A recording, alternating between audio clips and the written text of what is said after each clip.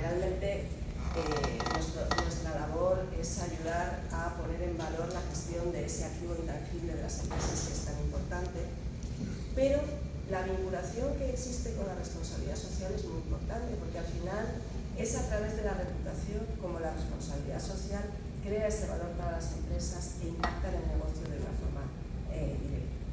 Entonces, bueno, hoy lo que voy a hacer es contar un poco qué es lo que hacemos, cómo lo hacemos y por qué lo hacemos de esa manera. Y, por supuesto, lo único que pido es que todas las interrupciones posibles son bienvenidas. Bueno, entonces, vamos a ver 4 cosas muy sencillas. Es, uno, la economía de la reputación, que eso Fernando ya ha hablado de ella, ya lo ha comentado muchas veces, pero simplemente un repasito. ¿En qué consiste la gestión de la reputación corporativa? ¿Cómo se hace? ¿Por qué se hace? ¿Cómo desarrollaríamos un plan de gestión? Unas pinceladas de cómo se haría el plan de gestión para ver un poco cómo se pasa de algo tan etéreo a algo más tangible. Y por último, ¿cuál es esa relación entre reputación y responsabilidad social? Me voy a disculpar porque en algunos sitios pone RSC, en otros RSE, en otros sostenibilidad.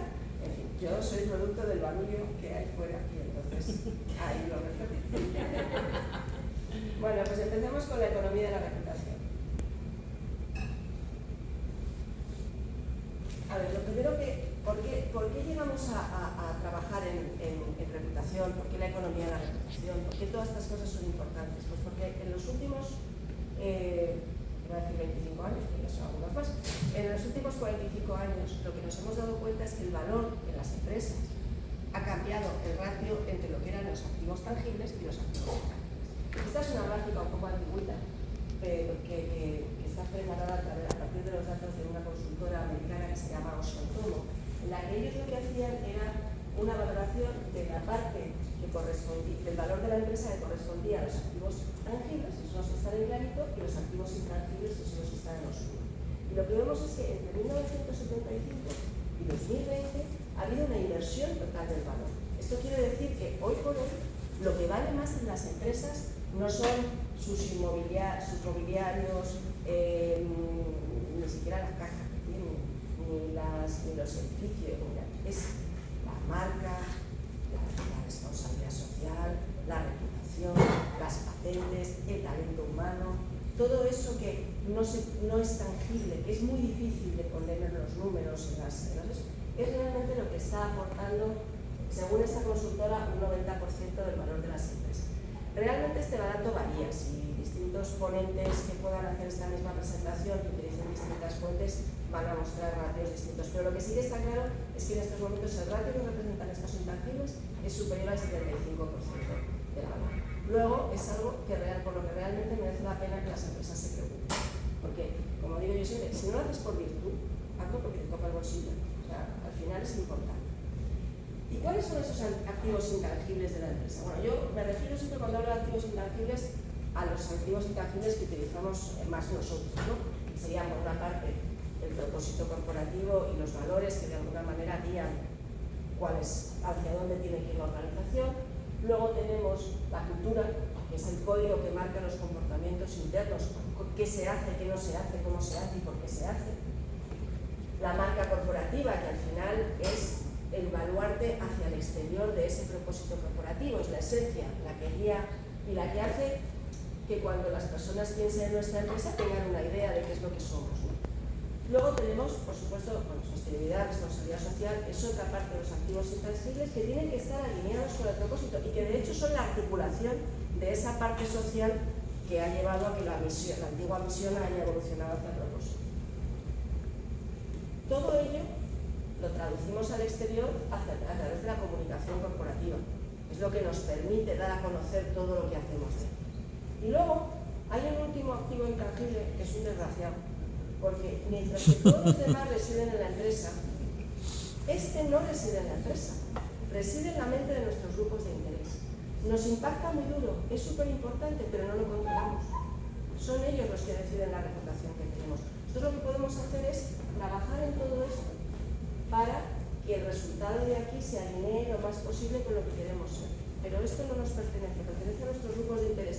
Y vamos a tener tantas reputaciones como grupos de interés tengamos. Entonces, al final, Por eso digo que es un desgraciado, porque es muy importante para nosotros, pero al final es el único que tenemos más descontrolado en nuestro día a día. Como reputación corporativa es un término muy utilizado en muchas definiciones. Nosotros en Reputation Lab, bueno, aquí el maestro Fernando asentó una definición que era, nosotros cuando hablamos de reputación, hablamos de ese conjunto de sentimientos que pueden ser positivos cuando la reputación es buena o negativos si la reputación es mala. Sentimientos de admiración, respeto, confianza, buena impresión, que se generan a partir de las percepciones que tenemos de la empresa, de las personas, de las organizaciones, de los países, lo que sea. La reputación en sí misma siempre es lo mismo, da igual de lo que estemos hablando.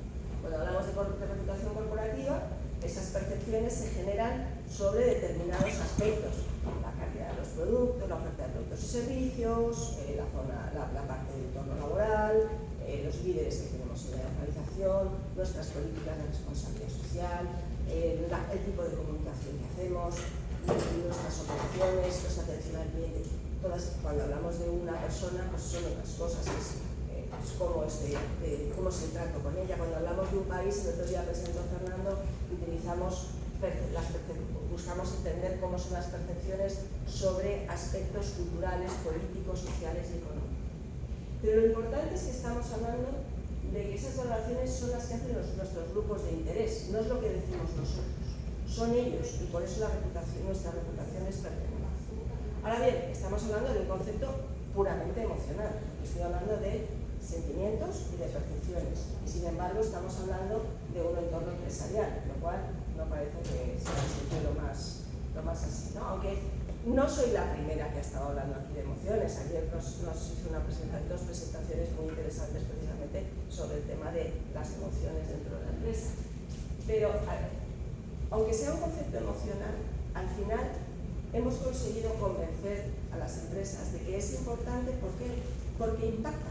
¿Y por qué impacta? Porque condiciona los comportamientos y las actitudes que tienen nuestros grupos de interés hacia la empresa. Vosotros simplemente pensad en una empresa que os gusta. ¿Estáis dispuestos a comprar sus productos? ¿Estáis dispuestos a solicitar empleo? ¿Estáis dispuestos a darle el beneficio de la duda en el caso de que tenga una crisis? Sin embargo, a pensar en una empresa que no os gusta, a la que no le tenéis ningún cariño, como diría Ítalo. Esa empresa ya, vamos, como tenga una crisis, lo que estáis viendo es una reafirmación de por qué os caía tan mal. Entonces, al final impacta. Y aquí he traído un pequeño gráfico. Esto es un análisis que hicimos el año pasado en nuestro estudio de reputación de bancos, en el que lo que es un análisis de correlación. Por una parte está la reputación, el indicador de reputación. Cada puntito es un banco que medimos su reputación en 18 mercados, ¿no? 18 mercados. Bueno, pues, por una parte está lo que es la reputación y por otro lado está la intención de recomendar ese banco. ¿En qué medida yo estaría dispuesto a recomendar ese banco a mis amigos, a mis familiares? Y lo que vemos es que los puntitos se nos quedan alineados alrededor de una línea recta. Es decir, que hay una correlación muy fuerte. Y de hecho, cuando hemos hecho el cálculo, lo que hemos encontrado es que mejorar 5 puntos en el indicador de reputación nos hace mejorar 6,2 puntos la intención de recomendar esa entidad bancaria. Lo cual, al final, es algo que buscamos, ¿no? Buscamos que todos esos programas que hay de tráigame usted a 5 amigos y le regalo una cafetera. Pues esto es, trabaje usted en su reputación y no va a tener que regalar cafeteras. La gente le recomendará y irán por él. Entonces, ¿qué es lo que pasa? Que el hecho de que haya esa correlación entre la reputación, las actitudes y los comportamientos, que tenga un impacto en los resultados de negocio, nos hace ver que estamos viviendo en la economía de la reputación. Al final, esas percepciones que, como dijo Fernando el otro día, se construyen en el caso de las empresas por 3 vías, que son la experiencia personal, que cuando existe hay que decir que es la más potente de todas, es la más importante, la que más nos marca, la comunicación de la empresa. Claro, ahí ya las percepciones que construimos a partir de la comunicación en muchos casos están condicionadas a que la empresa tenga buena o mala reputación. La reputación si tú escuchas una campaña de publicidad de una empresa que para ti tiene buena reputación, la aceptas, si no, dices ¿qué? Y luego las perspectivas de terceros, es decir, ¿qué dicen otras personas de nosotros? Antes, en otros tiempos más sencillos, eran escuchabas con los medios de comunicación y el boca a oreja. Hoy por hoy tenemos la amplificación monstruosa de las redes sociales que nos da un poco de vértigo, nos hace pensar que en el fondo, ay Dios mío, esa inmensidad que no controlo y que está en el vicio. Y que en muchos casos hay algunos por ahí que hablan de reputación online. ¿No? La reputación online no existe. La reputación online son simplemente los comentarios que hacen terceros y las opiniones de esos terceros. Y son social listening, y es una vía para influir en las percepciones que tenemos. Y es muy importante monitorizarla. ¿Por qué? Porque nos contextualiza, porque nos da un background que nos permite interpretar mejor todo lo que tenemos a continuación, pero no es la reputación en sí misma. Bueno, y entonces, cuando gestionamos la reputación corporativa, ¿qué es lo que hacemos? Bueno, pues hay se pueden hacer dos cosas. Tenemos dos lados. Tenemos el lado luminoso, pues desde mi punto de vista, que es construir confianza y apoyo de tus grupos de interés para reforzar ese capital reputacional, y luego el lado oscuro, que es analizar y prevenir posibles situaciones de riesgo por reputación. Digo que son el lado luminoso y el lado oscuro porque a mí me gustaba mucho las nuevas galaxias y Yoda siempre decía que el miedo llevaba al odio y el odio llevaba al lado oscuro, y entonces esto para mí es miedo, y entonces te va llevando al lado oscuro. No hay que tener miedo. Si tu organización trabaja correctamente y cumples las expectativas de tus grupos de interés, etcétera, etcétera, te tienes que preocupar básicamente aquí, porque incluso aunque tengas un evento de crisis, posiblemente vas a disfrutar del beneficio de la luz. Siempre me parece mucho más interesante. Esto hay que monitorizarlo, obviamente, hay que monitorizar los riesgos, y además, dependiendo de las industrias, como explicó bien Fernando, es obligatorio hacer esa monitorización de riesgos porque hay que reportarlos, pero al final yo creo que es mucho más enriquecedor trabajar desde el lado del refuerzo y de la construcción. ¿Y qué es lo que significan estas cosas? Cuando hablamos de construir confianza y apoyo, bueno, pues tenemos que entender cuáles son esos elementos que hacen que nuestros grupos de interés admiren a la empresa, confíen en ella, y cuáles son los elementos más importantes para cada uno de ellos. Porque, como he dicho, dentro de cada grupo de interés tenemos una reputación distinta. Por la naturaleza de la relación que tienen con nosotros, no van a ser igual de importantes a lo mejor los elementos que perfilan la reputación en un grupo de consumidores que los que pueden perfilar la reputación de una empresa en el regulador, o en los proveedores, o en los propios colaboradores. Entonces, es importante monitorizar. Es importante conocer la percepción que tiene cada uno de esos grupos, porque, como ya he dicho, no necesariamente tiene que ser la misma. Por ahí hay algunas metodologías que lo que hacen es que dicen, bueno, pues yo lo que voy a hacer es, como en el fondo son muchos grupos de interés, y cada uno, en el fondo, a la empresa la conoce por una cosa, yo simplemente voy a medir su percepción en esa cosa. Es decir, los consumidores les voy a preguntar cómo me perciben en mi oferta de productos. A los empleados les voy a preguntar por cómo me perciben en el entorno laboral. Pues no. Porque si vosotros mismos pensáis, ¿por qué trabajáis donde trabajáis? ¿Trabajáis en esa empresa solo por las condiciones laborales? No. Trabajáis en la empresa por un montón de otros elementos que no tienen que ver con el entorno laboral. Y probablemente, en muchos casos, trabajáis en esa empresa por las otras cosas y pese a las condiciones laborales, que a lo mejor no serían las que os gustarían, pero que lo otro que hay en la empresa os apasiona tanto, su cultura, su gente, sus programas de RSE, sus productos, que os hacen llegar ahí. Entonces, es un error mirar solamente a cada grupo de interés en función de la relación que tienen. Por eso digo que es importante conocer la percepción de cada grupo de interés en cada uno de los aspectos que se identifican como importantes para construir la reputación de la empresa. Luego, claro, yo he dicho, estamos hablando de percepción, pero luego la empresa tiene una realidad. Entonces, para poder gestionar, tenemos que identificar la brecha que existe entre la realidad y la percepción.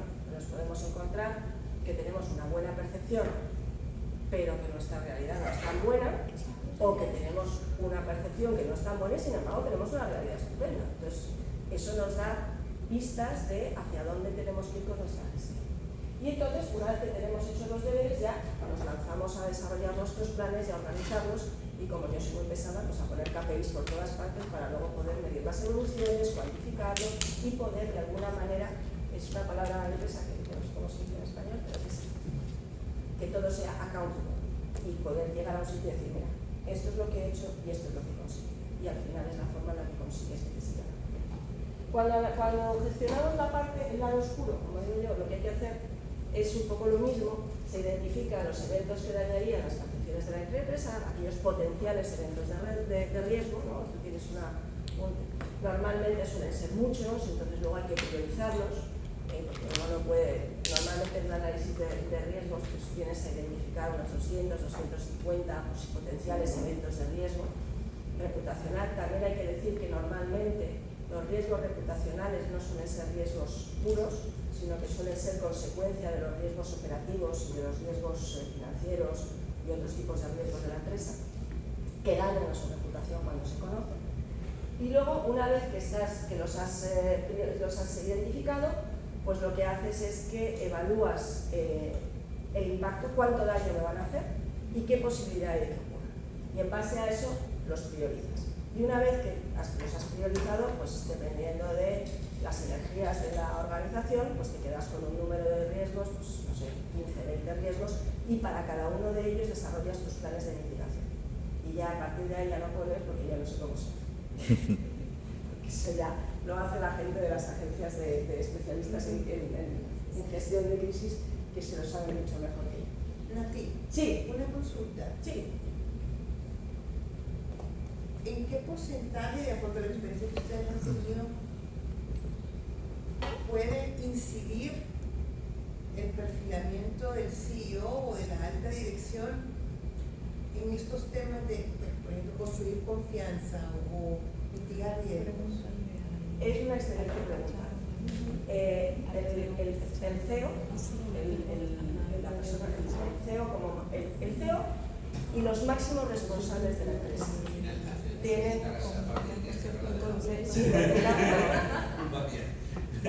al final los CEOs tienen un impacto muy grande sobre la reputación de la empresa. Ha sido una cifra, no te puedo decir porque varía mucho por industrias, pero sí que es verdad que la figura del CEO primero ha cambiado mucho lo que es un CEO que se admira con respecto a lo que se admiraba antes y lo que se espera del CEO de lo que se esperaba antes. Si nos vamos a los tiempos más clásicos, más duros de finales de los 90, los CEOs como Jack Welch, pues era esto, el valor de la acción, era el hombre enfocado en el performance financiero de la empresa, ¿no? Cuanto mejor iba aquello era como, era un CEO admirable. La línea de negocio pierde dinero, todo despido. Efectivamente. La despido, la desmonto y que se mueran los CEOs, da igual. Hoy en día, y además también bueno, hoy en día no, hasta enero de 2025, hoy en día ya no sé qué decir,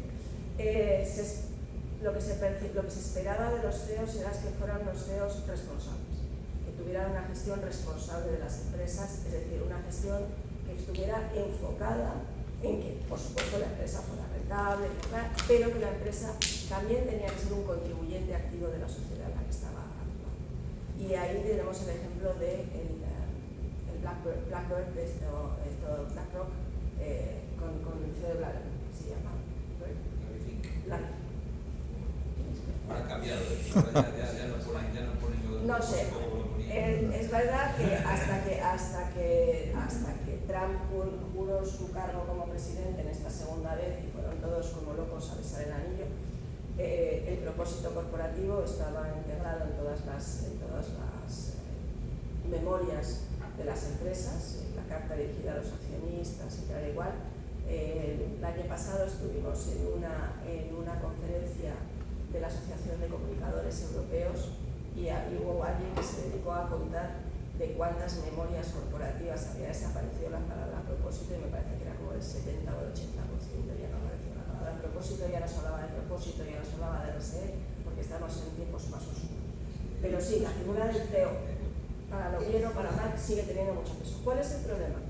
Que salvo algunos CEOs que son muy conocidos, en general han mantenido siempre un perfil bajo. Y como mantenían un perfil bajo, porque bueno, pues estaban en sus torres de marfil o en sus despachitos trabajando, pues la gente no les conoce tanto. Entonces nosotros recientemente hemos estado haciendo un análisis para uno de nuestros clientes en España. Y por ejemplo, ellos tienen un CEO que es una empresa del sector de alimentación, muy vinculada al campo, que es una cooperativa agrícola. Y él es un hombre que lucha mucho por darle visibilidad al rol del campo, ¿no? Del campo, en la aportación que tiene el campo en la sociedad actual. Y es muy activo en redes sociales y es un conferenciante. Sin embargo, nos encontramos que solo un 40 personas en una muestra de 1000 conocían a ese CEO. Entonces, claro, al final eso sí, entre los que lo conocían, la reputación de la empresa subía 15 puntos. Pero claro, al final la recomendación que yo les dice, chicos, tenéis que sacarle a pasear, tenéis que darle más visibilidad, porque al final es alguien que impulsa, porque es alguien que representa. Pero también es verdad que tenían un competidor que es un hombre, ese sí que es un hombre muy mediático, porque ha tenido muchísima visibilidad y en España, y que además es muy activo en medios y muy participativo y tal. Y este hombre, no sé si os acordáis que el año pasado hubo unas inundaciones muy fuertes en Valencia, la famosa Dana. Bueno, pues este hombre es el dirigente, el CEO de Mercadona. Y Juan Roig no tuvo compasión de sus empleados durante la Dana y les hizo seguir saliendo a trabajar, pese a que los camiones se quedaban atascados en el agua. Y fue tremendamente criticado por aquello. Y cuando hicimos la medición de su reputación, él sí que es un CEO que tiene, al revés, a este señor le conocía el 75% de la muestra, con lo cual era brutal. El hecho de conocerle le caía la reputación. Entonces la propuesta ahí es sacarlo a pasear. Mándale a sembrar flores a su casa, que se retire con otro CEO. En el primer estudio que habíamos hecho hace tiempo para qué cosa habíamos metido al CEO, luego no lo hicimos en los últimos, es verdad. Pero porque había un problema de conocimiento. Sí, pero sí teníamos, o sea, si quieres luego lo Sí, pero sí es o sea, a ver, al final la figura del CEO es como todo, resta o aporta. O suma. En principio, suma, claro, todo depende de cómo sea esa persona, porque al final también durante mucho tiempo se habló de la importancia del CEO activista. El CEO activista aportaba mucho valor y yo me acuerdo de que en aquella época se hablaba del CEO, del chico este de Google, que luego tuvo una crisis con lo del Me Too, porque por lo visto le acusaron de sexual harassment. Entonces, al final, claro, es complicado porque además hay que controlar también al CEO en sus narrativas, en lo que habla. Pero en general, en mi experiencia, es que la mayor parte de los casos aporta, pero aporta poco porque son poco conocidos. Porque se conoce muy poco. Perdonadme que me autocite. Sí. Yo suelo decir que el perfil bajo no es efectivo. Salvo en el caso de Juan Roig. No, sí. Ni tan bajo ni tan enfrente de El la perfil bajo no es efectivo. En media, las empresas con criterio conocido tienen un indicador de reputación más alto que las empresas conocidas y desconocidas. A ver, en el caso de este hombre, de este caso que os he explicado de Valencia, no es un tema de la reputación del CEO, es un tema de que a este hombre hay que controlarlo. Sí. Que toma unas decisiones equivocadas y nadie le ha controlado dentro de la organización porque no se han dado cuenta del daño que podía provocar. Pero en cualquier caso, yo estoy de acuerdo con Fernando, el perfil bajo no aporta, ¿no? Sí, Es preferible ser más conocidos porque siempre va a aportar. Y comunicar anticipadamente, porque muchas veces lo haces hablar o comunicas cuando ya tienes la crisis encima, ¿no? Entonces no tienes forma de poder construir un antecedente de reputación del CEO, ¿no? Al final, cuando tú tienes una crisis, muchas veces, y es de lo que se quejan muchas agencias de gestión de crisis, se quejan de que el problema que tienen es que cuando los portavoces no son suficientemente conocidos, no han tenido la suficiente exposición fuera. Y sobre todo en el caso del CEO. El CEO normalmente suele ser un desconocido, entonces dicen, es que sacarle aquí a hablar, pues muchas veces tampoco nos ayuda tanto porque él en sí mismo no es alguien en quien ya conozcan y que ya confíen, ¿no? Venga, más escucha. Sí, hace un par de días estábamos cenando Natalia, Fernando, y comentábamos, por ejemplo, en LinkedIn nos dieron una presentación donde se discutía precisamente, y una de las preguntas era, ¿quién debe de hacer la comunicación en LinkedIn? ¿Las páginas empresariales o las páginas de los líderes? Y nos decían, el mayor impacto lo tienen los líderes, ¿no? Un líder que sale, habla, va a generar más tráfico a la página empresarial. Entonces, al revés de lo que mucha gente piensa, dice, oye, yo voy a publicar esto en la página de la empresa. No, lo tiene que publicar el líder, y el líder es el que te va a traer buena o mala reputación. ¿Sí? Lo que pasa es que, en mi opinión, el líder, o sea, estoy totalmente de acuerdo en que el líder debe ser el que comunique. Esta persona que os digo de nuestro cliente, él sí tiene su propio perfil en LinkedIn, que está vinculado al de su empresa, obviamente, pero él, y además, tiene la santa disciplina de todos los días publicar alguna cosa relevante, no los de hola, no, publica cosas relevantes.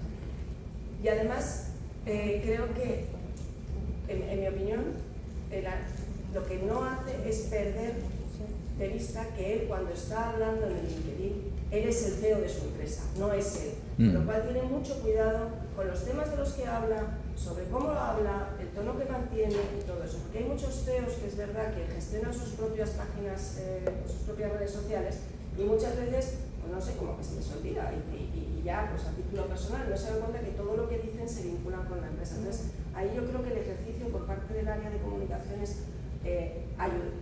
reconducirlos. ¿No? Exacto. Y guiamos, lo cual yo no querría estar en sus zapatos, sinceramente, y tener que decirle a alguien lo que tiene que hacer, no me parece muy bonito. Gracias. Bueno, nada, a ti. Bueno, esto es simplemente la típica gráfica o tablet de consultor en la que mostramos lo que es un poco todo lo que es el proceso de gestión, ¿no? En la que va, pues, en la parte de qué es lo que se hace cuando se gestiona la reputación corporativa de una empresa, que realmente no es solamente las dos patas que he hablado de construir confianza y apoyo y analizar y prevenir y mitigar los riesgos, sino también hay una tercera pata de alineamiento de la organización en la reputación. Por lo menos en estos momentos y durante los próximos años, yo creo, hay que hacer programas de capacitación en todas las empresas de capacitación interna para que en la organización la gente entienda lo que es la reputación, la importancia y sobre todo la relevancia de no trabajar en silos. El mayor enemigo de la reputación corporativa es trabajar en departamentos aislados. ¿Por qué? Porque la reputación al final, como he dicho, son percepciones sobre la empresa, y entonces se construye de una forma holística y transversal. Y yo no pienso en Apple como trabajadora, Apple como producto, no, pienso en Apple, y en mi cabeza integro todas y cada una de esas cosas para tener la imagen. Si Apple trabaja por separado cada una de las áreas y no hay esa transversalidad a la hora de crear este tipo de programas, entonces al final no se generan sinergias, porque veremos que es muy fácil que, ahora os voy a poner un ejemplo, pero es muy fácil que un plan de reputación tenga que tocar distintas áreas al mismo tiempo. Y para eso es importante trabajar de forma coordinada.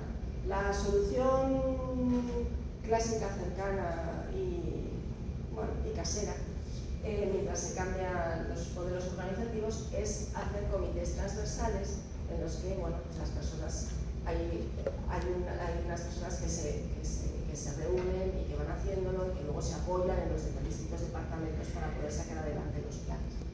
Pero, bueno, de alguna manera, esto de los programas de capacitación, y luego, bueno, pues tenemos aquí, para construir la confianza, lo primero es identificar el ecosistema de stakeholders, priorizarlo, porque el ecosistema de stakeholders es inmenso, inmenso. Y además, hablo de ecosistema, no de grupos de interés, porque no solamente se relacionan con la empresa, sino que se relacionan entre ellos. Entonces, al final, es complicado. Hay algunas empresas bastante pioneras en gestión de reputación, lo que hacen también mucho es diálogos con grupos de interés. Lo que hacen es que se reúnen con representantes de sus grupos de interés de forma periódica, de manera a escucharles y ir construyendo relaciones de confianza. Pero esto tiene un riesgo, y es que de la conversación salen cosas, qué hay que hacer. No vale simplemente sentarse y hablar. Entonces, y luego, bueno, está la parte de métricas, que es donde nosotros generalmente apoyamos más, porque como ahora veremos, si no se puede medir es muy difícil gestionar las cosas. Entonces, bueno, las métricas de reputación nos permiten monitorizar esas percepciones, definir cómo son, establecer prioridades, que es más importante dentro de cada grupo de interés, cómo me ven, cómo no me ven, dónde tengo una oportunidad o dónde tengo un potencial riesgo, porque no estoy bien percibido y es algo que es muy importante. Y de aquí, con este conjunto, se desarrollan los diagnósticos y se hacen los planes. Y, obviamente, a través de las métricas es donde está el punto de unión con la parte de gestión de riesgo, porque a través de aquí lo que hacemos es que se identifican eventos de riesgo potenciales y se integran y luego se evalúan sus impactos. Y también nosotros lo que hacemos es, para evaluar el impacto, hacemos análisis. Hacemos como una especie de pequeña situación de laboratorio en la que enfrentamos al grupo de interés al riesgo y podemos saber en qué medida se ve afectada la reputación de la empresa. Y bueno, pues como decía, lo importante es comparar la percepción con la realidad. ¿Por qué? Porque si tenemos una buena realidad pero una mala percepción, tenemos una oportunidad. Y tenemos que cacarearle al mundo lo que estamos haciendo bien. Tenemos una oportunidad de comunicación. Ahora bien, si nuestra realidad no es buena, pero nos perciben muy bien, pues mejor vamos a arreglar las cosas dentro antes de que se den cuenta de que no están tan bien hechas, porque estamos en un potencial riesgo. Bueno, pues como decía, lo que no se puede medir no se puede gestionar. Esta es una frase, el mantra de la gestión empresarial. Y en el último congreso en el que estuvimos nosotros de métricas, yo creo que si no se repitió, todos los ponentes repitieron la frase, al final ya era pues como la coreaba. Lo divertido es que la gente se pudo y para ver qué dijo, normalmente se le suele atribuir a Peter Drucker, sí. pero encuentras todas las fuentes que puedes imaginar, Kaplan, que nos va a exportar, Stodemi, que te da calidad total, o sea, bueno, todos los gurús del mundo. Sí. Bueno, entonces, ¿qué es lo que, al final, cuando tú quieres medir algo, esto vale para medir reputación o cualquier otra cosa? Uno necesita un sistema de métricas que sean objetivos y homogéneos, porque si no son objetivas, si están sujetas a nuestra opinión, entonces ya lo estamos contaminando, ya no estamos viendo lo que estamos haciendo. Entonces, en el caso de la reputación, lo ideal. Yo voy a hablar aquí siempre del mundo ideal. Luego, cuando bajamos a la realidad, nos manchamos los pies de barro, pero lo ideal es medir entre cada uno de los grupos de interés. Y así tenemos estos indicadores para cada uno de ellos y entonces podemos entender cuáles son sus expectativas, entender cuáles son sus prioridades y poder ver cuáles son las evoluciones en respuesta a los planes de gestión que nosotros hacemos. Importante, los grupos de interés siempre hay que medirlos de manera aislada. Al final podemos hacer un diagnóstico de nuestra reputación en tantos grupos de interés como la plata nos alcance. Eso es un factor que es limitante y en el que no tenemos que escapar a nuestras capacidades, pero lo que no se nos escapa es ser conscientes de que tenemos que medirnos de manera separada. No podemos hacer una mezcla de aquí de pues 3/4 de colaboradores y 15 gramos de consumidores y 20 de no sé qué, y lo mezclo todo, porque eso no funciona. Hay que entender cómo es preferible centrarte en un grupo si no tienes más presupuesto, entenderlo bien y a partir de ahí extrapolar qué es lo que haces. Y de ahí eliges sin vergüenza el grupo que más importante sea para ti en ese momento. Y a lo mejor en un año dices, bueno, pues yo este año mido mi reputación entre los consumidores o mis potenciales clientes, hago un plan a 2 años y al año siguiente analizo mis colaboradores y hago un plan, y lo voy haciendo así. O sea, hay quien tiene mucha plata y lo puede hacer todos los años y todos, pero lo importante es no mezclar, porque las expectativas no van a ser las mismas. Entonces, al final, si los mezclamos, lo que no conseguimos es tener un buen sistema. ¿Y cómo son estos sistemas de métricas? Bueno, estos sistemas de métricas, lo que nosotros consideramos, esto ya es como nosotros consideramos que se debe de hacer. Hay otros tienen otros niños, pero... Los sistemas de plan. Eso lo puedes decir tú, ¿no?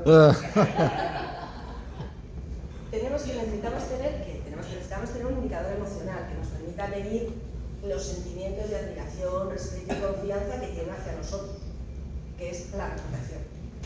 Pero, como gestionar sentimientos a mí me parece dificilísimo, yo no sé cómo se hace, lo que tenemos que hacer es entender de todos esos aspectos que llamamos racionales de la empresa, la oferta de productos, el entorno laboral, la comunicación, los líderes, nuestra capacidad de innovación, si apoyamos causas sociales, si cuidamos el medio ambiente, si tenemos un programa específico de alguna cosa. Todos las percepciones que tienen sobre esas áreas nuestro grupo de interés son a partir de lo que se construyen esos sentimientos. Entonces tenemos que monitorizar todo eso, serían las palancas racionales. Y por último tenemos que ver cómo se construye el valor para la organización, porque si no nos van a cortar el grifo.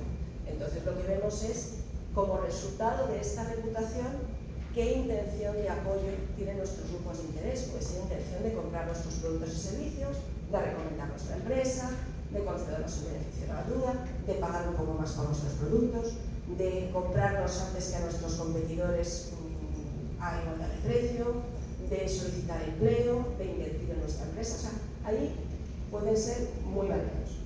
Entonces lo que hacemos es que monitorizamos cada una de estas cosas por separado y luego mediante un modelo matemático relacionamos unas variables con las otras. Y de esa manera podemos explicar en qué medida se construye esto de aquí, a partir de aquí, y cómo correlaciona con esto que va a pasar. Y entonces es cuando ya podemos dar toda la información para construir el plan. Nosotros en Reputation Lab tenemos un modelo chiquitín, que es un triangulito que tiene, esto es el básico, porque esto es común a todas las empresas. Luego normalmente lo que hacemos es que para cada distintas empresas les hacemos una adaptación específica, añadiéndoles variables específicas para enseñar el modelo, pero tenemos todos estos elementos. Tenemos un indicador emocional que mide la reputación, tenemos nuestras variables, nuestras palancas racionales, que están agrupadas en 3 dimensiones: la oferta de productos y servicios, la organización, que es donde están pues, las métricas más del business general, innovación, liderazgo, resultados económicos y entorno laboral, y luego los temas que se vinculan de alguna manera más con la RSC o la sostenibilidad, que son la transparencia, el comportamiento ético, la inversión social y el cuidado del medio ambiente. Y luego están las actitudes de apoyo que no se representan aquí, pero que se derivan de esa reputación. Bueno, pues si no os he aburrido todavía mucho. No, claro que no. Vamos bien. Campeones. Bueno. Entonces, a partir de todas estas métricas que tenemos que desarrollar un plan, porque como me decía una vez, ayer tuvimos una reunión y la persona a la que le estaba explicando el proyecto me decía, ya, pero a mí me das los números y luego ¿qué pasa?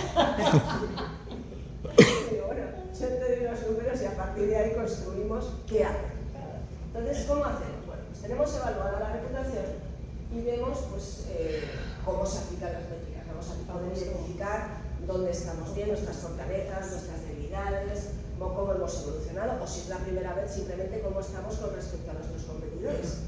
Porque lo que sí que es muy importante, cuando hagan una medición de la reputación, es muy importante tener un contexto de referencia, es decir, con quiénes me puedo comparar. Pueden ser empresas de su mismo sector o pueden ser de otros sectores, pero con quién me puedo comparar para poder tener un punto de referencia porque nosotros todos estos modelos tienen unas escalas preciosas de 0 a 100, súper bonitas, de colores, pero yo les digo, pues su empresa tiene 46 puntos en su indicador de reputación, de 0 a 100.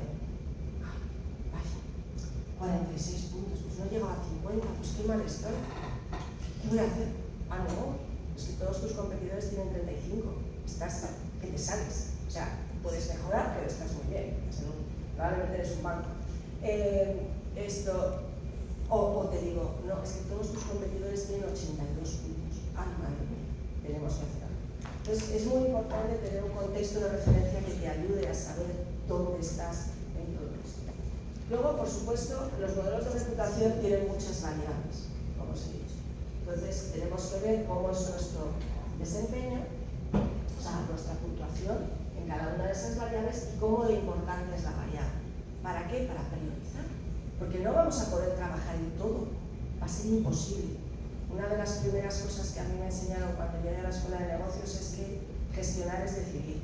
Y hay que decidir, elijo ir por aquí y a lo mejor luego tendré que ir por allá, pero ahora de momento tengo que ir por aquí.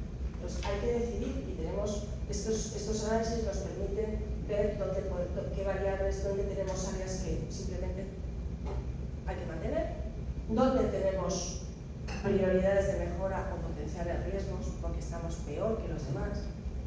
Áreas que no son tan importantes y que habría que vigilar, pero tampoco nos vamos a volver locos con ellas, algo que para nosotros por nuestro posicionamiento o algo de la empresa sea más relevante. Y donde, bueno, habría oportunidades porque estamos muy bien percibidos, pero que tampoco es tan importante en este momento. Entonces, con este análisis vamos decidiendo qué es dónde vamos a trabajar, dónde nos enfocamos. Y luego hacemos, como decía, una comparación con la realidad y la percepción. Esta es la parte más complicada de todo el programa. ¿Por qué? Porque tenemos que coger y de las variables que hemos seleccionado aquí, tenemos que decir, bueno, y ahora nuestra organización, ¿cómo estamos? Tenemos una buena realidad o tenemos una mala realidad y vemos si tenemos, en función de cómo sea esa realidad, si vamos a tener oportunidades o estamos en situaciones de riesgo. Y finalmente vamos a desarrollar los planes de acción. ¿Cómo desarrollamos los planes de acción? Pues lo que hacemos normalmente es, para cada una de las áreas que hemos seleccionado como áreas prioritarias, lo primero es buscar qué tenemos ya en casa. Muchas veces en las empresas, en las organizaciones, hay muchos programas en curso, muchas iniciativas en curso, que simplemente, bueno, pues están, pues como decía, las está desarrollando. Normalmente, ¿quién es mi cliente? Mi cliente suele ser el área de comunicación. Y a lo mejor es una iniciativa que está desarrollando el área de talento humano y que el área de comunicación no tiene ni idea de qué se está haciendo. Esos son los comités transversales. Yo creo que parece que sí, porque tú ya has estado en algunas de estas. Lo platicamos ayer. Claro, lo hablábamos ayer. O, por ejemplo, resulta que tenemos un problema de que no se nos percibe, vemos que el comportamiento ético es una prioridad y resulta que el área de RSC está haciendo ya un programa que nos puede ayudar mucho a impulsar esa percepción. Entonces, es muy importante trabajar transversalmente en un comité transversal para identificar qué iniciativas existen ya y que podemos potenciar y alinear con eso. Si hacen falta nuevas iniciativas, porque a lo mejor nos encontramos con algo que no teníamos previsto o nada que se ajuste exactamente a lo que tenemos. Luego, por supuesto, tenemos de todas las iniciativas que salgan, hay nuevamente que pensar en cuáles nos vamos a centrar en función del impacto que puedan tener a la hora de mejorar o la dificultad de implementarlas, porque hay cosas que pueden ser muy interesantes de hacer pero que tienen un coste o una dificultad muy, muy grande. Y por supuesto, como en cualquier plan de acción, hay que definir quién va a ser el responsable de liderar cada una de esas iniciativas dentro del comité de reputación y cuáles van a ser nuestros KPIs de desempeño. Porque los KPIs de reputación nos los va a dar siempre el modelo, pero los KPIs de desempeño serán los que correspondan a las iniciativas que tenemos. Si, por ejemplo, tenemos una iniciativa que es alfabetizar niños de una determinada comarca, pues a lo mejor nuestra iniciativa de desempeño será el número de niños a los que hemos conseguido alfabetizar al cabo de un año o al cabo de un año y medio, o cuántos no han abandonado el programa en ese año y medio, que también es otra métrica importante, o cuántos han conseguido entrar en la escuela. Pero son métricas vinculadas a la realidad y luego las vamos a relacionar con la métrica de reputación, porque si hemos mejorado en la métrica de realidad, lo lógico es que la métrica de reputación mejore, si no es porque hay algo que está fallando. Entonces, para hacer un seguimiento riguroso del plan, necesitamos también fijar ese tipo de métricas. Pues aquí un ejemplillo. Bueno, esta es la matriz que os acabo de explicar de la alta prioridad para priorizar las variables, pero entonces, ¿cómo priorizamos las variables? Como decía, el modelo de reputación nos da dos cosas. Nos da, por ejemplo, tenemos, este es un ejemplo del modelo que utilizamos para los bancos, para medir la reputación de los bancos en los proyectos que hacemos sindicados nosotros. Es un modelo que tiene 4 dimensiones, en lugar de ser un triángulo, pues es un circulillo, porque tenemos 4 dimensiones. Y tenemos una dimensión de productos y servicios, una dimensión de liderazgo, una dimensión de compromiso social y una de integridad. Y en cada dimensión tenemos un número de atributos que es mucho mayor, porque a los 12 que teníamos en nuestro modelo base identificamos una serie de aspectos que eran importantes para construir la reputación de los bancos y los incluimos. Y entonces aquí los tenemos. Por ejemplo, en la dimensión de integridad tenemos temas como el comportamiento ético o la transparencia que vienen de nuestro modelo anterior, el cuidado al cliente que estaba en nuestro modelo anterior pero en otra dimensión distinta, pero también tenemos temas como el asesoramiento responsable o la resolución de incidencias que estaba también en otra dimensión. Luego tenemos la dimensión de compromiso social, el acceso al crédito, el compromiso con el desarrollo del país, el apoyo al emprendimiento y la educación financiera, la inversión social y el cuidado del medio ambiente. Que por cierto, ese es un atributo que normalmente el año pasado en el estudio que hicimos los consumidores no entendían el rol de los bancos en el cuidado del medio ambiente. Pensaban que era que pusieran bombillas LED en las sucursales y que reciclaran el papel. Pero bueno, o sea que hay mucho por hacer. Y luego, por último, en la parte de liderazgo, en la que está lo que es la trayectoria de la entidad del país, la presencia que tiene a nivel nacional, internacional, que tenga líderes respetados en el entorno laboral y la seguridad financiera. Entonces, lo que el modelo nos va a dar es la percepción en cada una de estas variables, pero también estos numeritos de aquí es la importancia que tiene cada uno de estos grupos de variables para los consumidores a la hora de construir la reputación. Y lo que vemos es que en este ejemplo, que es el ejemplo de Panamá, la dimensión que más peso tiene entre los consumidores panameños sigue siendo la dimensión de productos y servicios en sí mismo, que pesa un 27,7% como dimensión. Ahora bien, si juntamos estas dos dimensiones, que son más o menos las que están más vinculadas con los temas de RSE, lo que nos encontramos es que la RSE representa un 48,5% del peso de la construcción de la reputación en este sector, en este país, en este grupo de países. Es clave cuando haces un estudio de reputación tener dos cosas. O sea, muchas veces cuando vemos estos estudios se explican, pues te hablan de esta empresa está mejor, esta está peor. Una cosa es cómo te valoran, otra cosa es cuáles son las expectativas de tus sectores.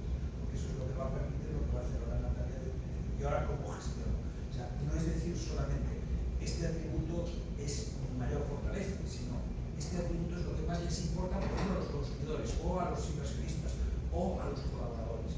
Entonces, podemos enfocar. Por eso es tan importante tener modelos que expliquen la reputación. Y para eso necesitamos entender la reputación como es, combinación, respeto y confianza, y explicarla como un modelo, o sea, como una regresión, como un modelo matemático, que sabemos que esto pesa el 5%, esto pesa el 3%, esto pesa el 7%, y entonces podemos decidir, pues voy a renunciar a trabajar aquí cuando tengo presupuesto para todo y voy a concentrarme en lo que quiero. Sí, claro, eso es muy importante. Los pesos no los ponemos Fernando y yo sentaditos en casa en la cocina. Los pesos salen del propio modelo. Hay modelos de medición de reputación en las que tienen un comité de sabios, que es el que primero determina si las valoraciones son las adecuadas y luego determina los pesos de las variables. Pero sí. Esas palancas racionales podrían variar de acuerdo al sector y al país, o sea, los valores. Sí. Las palancas, los valores, desde luego.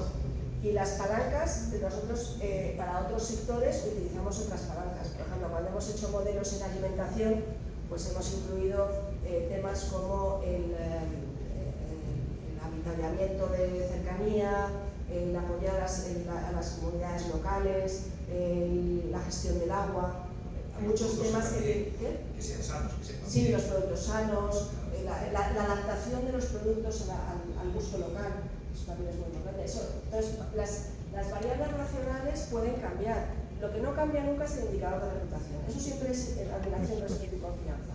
Pero las variables racionales... Nata, pero fíjate, hay algo muy interesante. Decimos aquí el 48.5% hablando de la banca, ¿no? Sí. O sea, tiene ese peso porque dices, es la parte que está como más relacionada al tema de responsabilidad social, sostenibilidad. Pero si nos regresamos un poquito a lo que estábamos platicando hace un rato, del impacto del liderazgo sobre ese 48.5%, entonces el porcentaje sube. A ver, si yo incluyo aquí el aumento de líderes, A ver, la representación es bastante simplista, porque al final nosotros normalmente cuando hacemos este análisis decimos que esto es como la parte más relacionada con la RSE, pero no es verdad, porque tú también tienes RSE en cómo es tu oferta de productos y Claro. servicios. Tú también tienes RSE en cómo es tu innovación, tú también tienes, o sea, todo eso también va a determinar cómo haces todo lo demás, pero evidentemente eso puede aumentar dependiendo de las variables. El entorno laboral debería de estar también aquí, entonces puede ir cambiando un poco, pero sí, al final tiene un peso muy importante. Entonces, bueno, pues aquí esto es un ejemplo simplemente de cómo haríamos esa priorización de variables en función de las puntuaciones. Esto vuelve a ser el sector bancario en Panamá y tenemos cuáles han sido las percepciones sobre el sector banca en Panamá en cada una de las 25 variables y luego cómo es la importancia de cada uno de estos atributos en función de lo que piensan los consumidores panameños. Vuelvo a decir que no soy yo la que lo dice. Entonces lo que vemos es que, por ejemplo, tenemos atributos muy importantes. El atributo que salió el año pasado con mayor peso a nivel individual era el comportamiento ético. Es cierto que en el último año en Panamá hubo un problema de cambio de legislación. Había unas ayudas, un tipo de hipoteca que estaba medio subvencionada por el gobierno para que las clases más populares tuvieran acceso a unas viviendas dignas. La vivienda es un problema en Panamá muy serio. Y de repente aquello se cortó, porque al final era el gobierno el que daba la subvención, pero los que adelantaban el dinero eran los bancos privados y llevaban un retraso de varios años en los que no les pagaba el gobierno. Pues claro, llegó un momento en que ya, o sea, hasta aquí ya no podemos más. Entonces, bueno, hubo bastantes problemas, hubo una crisis bastante seria en prensa de hablar mal de los bancos, etcétera, etcétera, se les acusó de ser turbios. Y el tema de la ética ganó muchísimo peso el año pasado, porque tampoco los pesos son los mismos exactamente. No es que uno suba arriba y baje abajo de un año para otro, pero tampoco se mantienen exactamente en el mismo sitio, están influidos por el momento. Lo que veríamos es que en Panamá lo más importante era el comportamiento ético, donde mejor se percibía al sector era en igualdad, es decir, el que no te discriminaran por cuestiones de raza, sexo, condición, en el trato que te daban las entidades bancarias.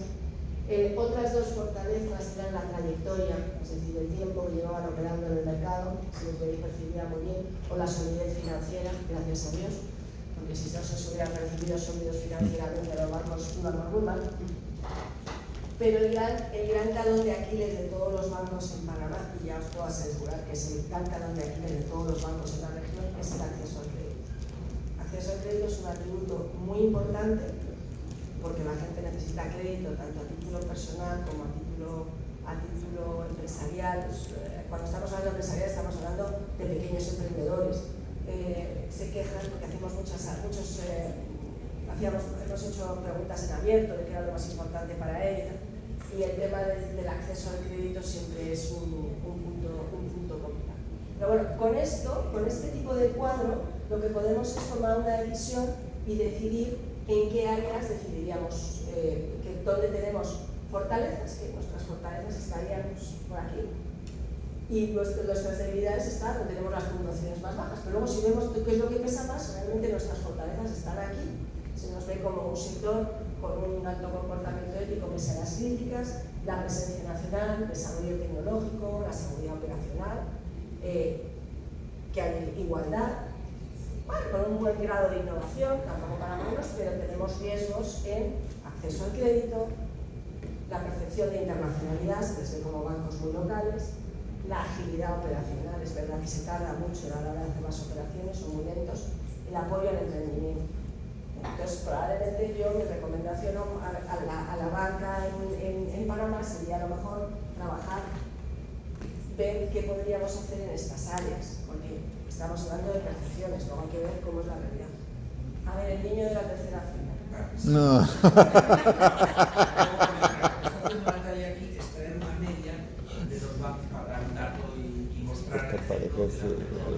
Ahora, para cada uno, o sea, en gestión, cada uno tiene sus datos. Claro. Este cuadro está hecho en dato absoluto, que va de meses a 0,100. Normalmente lo que hacemos es, en mostrarlo en relativo, o sea, la diferencia mía con mis competidores directos. Entonces, lo que tengo a la derecha son mis fortalezas, lo que tengo a la izquierda son mis debilidades, lo que está arriba es muy importante para que esté generalizado, lo que está abajo es menos importante. Entonces, si aquí tenemos estos 25 puntos, que son los 25 puntos que tenemos en este modelo, lo que es un plan de reputación, al final, la planificación estratégica consiste en renunciar, es quedarnos con 3, 4, 5 y sobre eso trabajar. Y ahora van a tener que decirlos cómo. No, vamos a ver, en el planteamiento que hacía antes, estaba el cuadro de fórmula de realidad versus percepción. Claro. O sea, ahora lo que tú dices es, a ver, en este atributo estoy débil, estoy débil en percepción. ¿Cómo estoy en realidad? Si estoy bien, tengo una oportunidad de comunicación. Si estoy mal, tengo además un problema interno. En unos casos es comunicación, en otros casos Es gestión. Bueno, ya para ir terminando, urgente, necesito los movimientos. vamos a hablar de reputación y responsabilidad social. ¿Cuánto te más en el hotel también? La reputación y la responsabilidad social siempre han ido muy de la mano, siempre se han considerado que estaban juntas, pero ¿cuál es la relación que existe entre ellas? Porque realmente son dos cosas, ahora ya no, pero hace unos años había un poquito hasta de confusión en algunos entornos sobre tus sitios de reputación, ¿qué es eso? Bueno. Pues la RSE, como os decía al principio, la RSE es un intangible de la empresa. La reputación no, la reputación es un intangible que reside en los grupos de interés, afecta a la empresa, pero no le pertenece a la empresa, pertenece a sus grupos de interés. La RSE habla de realidad, la reputación habla de percepción. Entonces, al final, ¿qué es lo que nos ocurre? Que estamos hablando de dos elementos que son complementarios, pero que no son lo mismo. Entonces, ¿cuál es el modelo de negocio de la RSE? ¿Cómo lo vemos nosotros? Pues la RSE influye en la reputación y la reputación influye en las conductas de apoyo y entonces influimos en el modelo de negocio. ¿Sí o no? Hay que imprimir esta y la mandamos a todos los CEOs, ¿no? ¿Sí? ¿Esto funciona así? Sí. ¿Sí? Con atenta firma. ¿Sí? Con atenta firma. Pues no. Se ve simple, pero es complejo, ¿no? Pero es la realidad. Pensad en que falla. El presupuesto. Bueno, eso Sí. O sea, lo primero que quitan es presupuesto. ¿Qué falla? Que lo ven como gasto y es inversión. No, lo que falla es algo mucho más sencillo. No, pues el reporte es lo primero que sale, Lo que ¿no? falla es muchísimo más sencillo. A ver. Con natura no dan como si fuera la naca. Sí, tranquila. Lo que falla es mucho. Esto trabaja en la realidad. La reputación es percepción. El mundo no. Y el mundo no es justo. Nos acabo de decir, tenemos que ver, cuando hacemos nuestros análisis de reputación, esa percepción que tienen sobre nosotros corresponde con nuestra realidad o no. Pues esto pasa igual. Entonces, ¿qué es lo que ocurre? Que aquí nos falta algo. Hay una brecha entre la realidad y la percepción que tenemos que cubrir. Entonces, esto solo funciona cuando hay comunicación.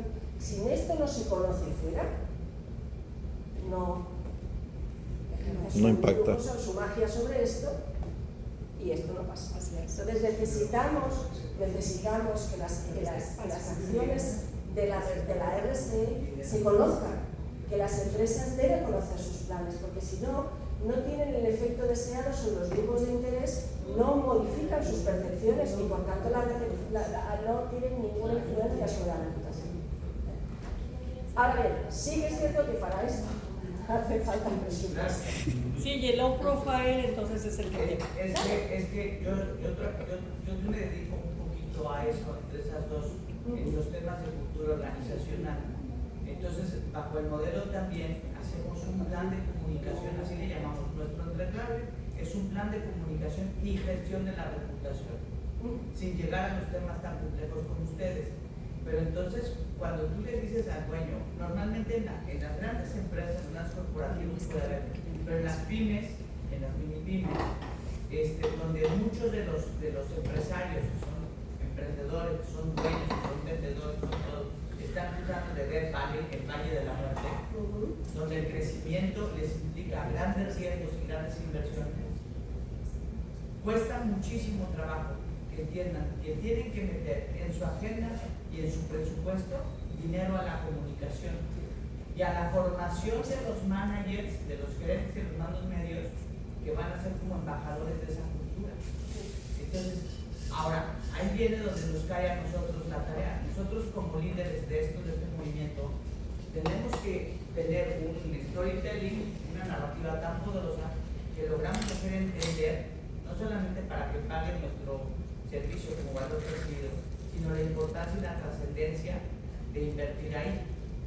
Porque cuando nos ves, están pasando duras. En Nestlé, en PEMSA, en grandes corporativos, vale. Pero en la realidad de muchísimos, yo estoy estudiando un MBA de alta dirección y todos los, bajo el caso de negocio de Harvard, y todos los ejemplos, Costco, Walmart, las grandes cerveceras, pero los que estamos ahí vivimos otra realidad, ¿no? Entonces, ¿cómo hacer que eso funcione también? Procesualmente es muy claro, pero ahí está el reto. Claro, pero yo por ejemplo te diría que incluso las grandes empresas, porque nosotros trabajamos para empresas grandes y chiquitas, pero en muchos casos cuando les hacemos una medición, no, pues vamos a ver el impacto de nuestras acciones de RSE sobre la reputación fenomenal. Nos encontramos generalmente con un problema, y es que son muy poco conocidas, tienen un impacto muy potente, o sea, impulsan mucho el indicador de reputación, el grupo de interés, entre aquellos, porque aquellos que las conocen perciben muchísimo mejor la empresa, y eso se multiplicaría si el número de personas que las conocen fuera mayor. Muchas veces nos piden en nuestros clientes en áreas de sostenibilidad que hagamos presentaciones a dirección para mostrarles el impacto de sus iniciativas. Pero bueno, ¿puedo hacer un poco de abuelo cebolleta aquí en este punto? Por igual que lo hice el otro día en nuestro... Vamos a ver, una de las... cuando Felipe era el director general del CEMEFI, hicimos un análisis basado en estrategia, ¿no? Y teníamos datos. Porque CEMEFI, con el análisis, o sea, con las autoevaluaciones de las empresas para dar el distintivo, pues tenía una evaluación, digamos, del nivel de responsabilidad que tenía cada empresa, una nota cuantitativa. Entonces, en aquel momento, yo estaba en el Reputation Institute, hacíamos los rankings de reputación del país, con lo cual yo tenía un análisis de unas 200 empresas medidas en toda la nueva. Y entonces, lo que hicimos fue cruzar los datos. Entonces, analizamos, pero no el dato de reputación, el dato de la percepción y las dimensiones que tienen que ver con RSE. O sea, en qué medida eran percibidas, o sea, esa RSE percibida la comparamos con el dato de RSE real, bueno, real tampoco, porque era una autoevaluación, pero era un proxy de ese tema. ¿Y a qué conclusión llegamos? Que no había correlación, que había empresas que tenían una buena realidad y una mala percepción, y empresas que tenían una buena percepción y una mala realidad. Había empresas en riesgo reputacional, empresas con grandes oportunidades de financiación. Esa era la realidad de México.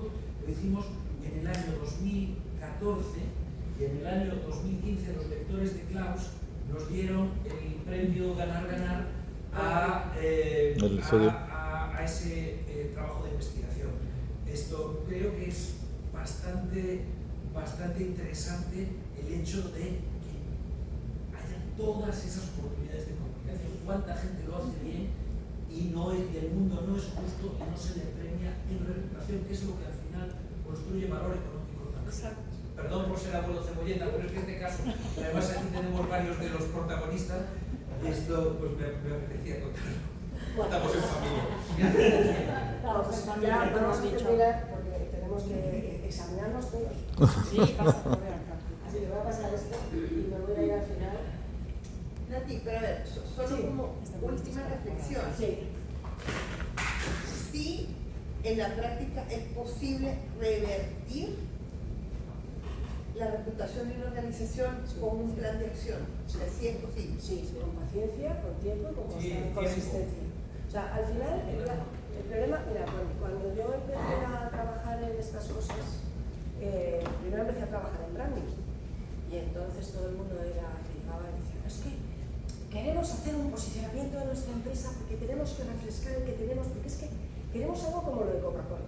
Cogías y decías, es que Coca-Cola lleva 50, 70 años arrastrándose por la tierra, construyendo día tras día su posicionamiento. Muchas veces lo que tenemos en este momento es mucha impaciencia, porque tenemos ganas de, no, tenemos que hacer un plan ya. Es, al final, en mi opinión, es todo consistencia, coherencia y paciencia. Y no tirar la toalla. Consistencia, coherencia Y paciencia. Ah, bueno, que por supuesto ser honesto consigo mismo. Es la prueba de los jeans después de Navidad. Tú te metes tus jeans después de Navidad y puedes reconocer que engordaste y por eso no cierran, o te puedes decir, no, es que los metí en la secadora y sí. Entonces todo depende. O sea, si tú reconoces que es que, en fin, estaba muy bueno el asado que te pusieron y no me debiste repetir, pues estás en mejor situación que si te engañas. Gracias. Sí. Una pregunta, perdón, porque el tiempo ya se acabó hace mucho tiempo. Sí. Y quiero precisar aquí que estás tú aquí, César, porque hay compromisos, ¿ven? Con los siguientes temas y demás. ¿Es posible que nos esperes unos 10 minutitos en empezar el proceso de certificación? ¿No hay problema? Okay. Pero solamente un favor, levanten la mano quién ahorita lo va a hacer, porque tenemos que ver con la disposición de las computadoras. Recuerden que Levantar la mano, ¿quién?